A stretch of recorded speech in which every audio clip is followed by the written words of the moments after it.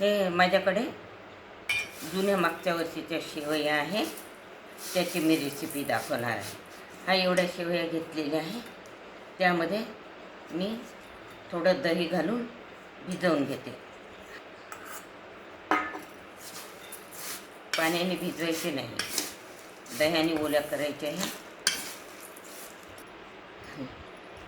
त्यामध्ये मी हे ओवा आहे, जिरं, हिंग, हळद, तिखट आणि मीठ हे यामध्ये मिक्स करून घेते आधी.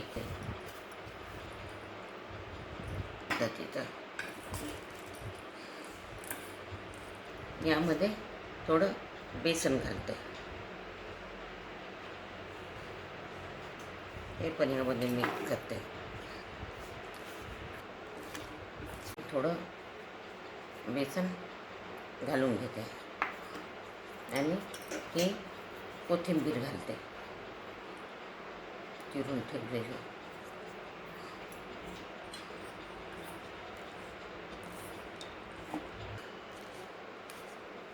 इडलीचे साचे घेतलेले आहे, त्यामध्ये हे तेल लावून घेते.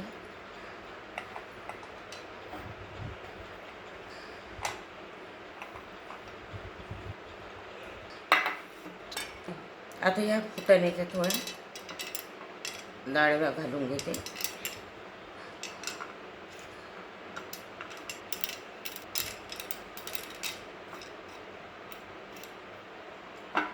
त्यामध्ये हे शेवया घालून घेते. आता मी हे हातानेच घालते.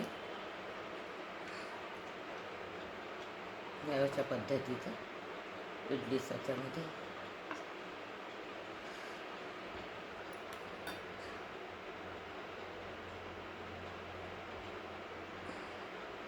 आता यामध्ये अशा पद्धतीचं पुन्हा मी हे डाळवा घालून घेते आणि असं त्याला दाबून घेते.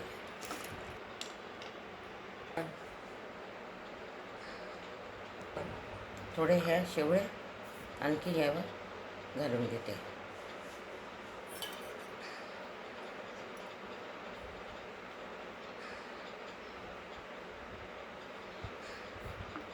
मी हे गॅस पेटवलेली आहे, त्यामध्ये पाणी ठेवलेलं आहे. हे मी आता यामध्ये वाफवायला ठेवते.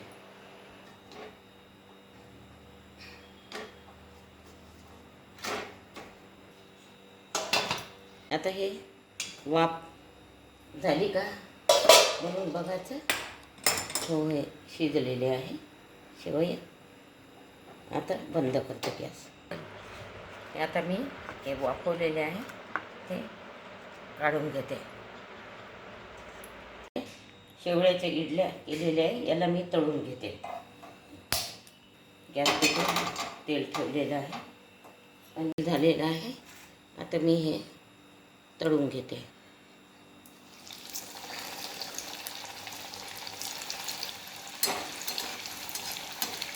हे मी शेवयाचे वडे केलेले आहे आणि हे गोड दही. आता हे असे फोडून हे बघा, असे या दह्याबरोबर तुम्ही खाऊ शकता. आणि बघा कशी छान झालेली आहे. जर माझी ही रेसिपी आवडली असेल तर तुम्ही माझ्या रेसिपीला सबस्क्राईब करा.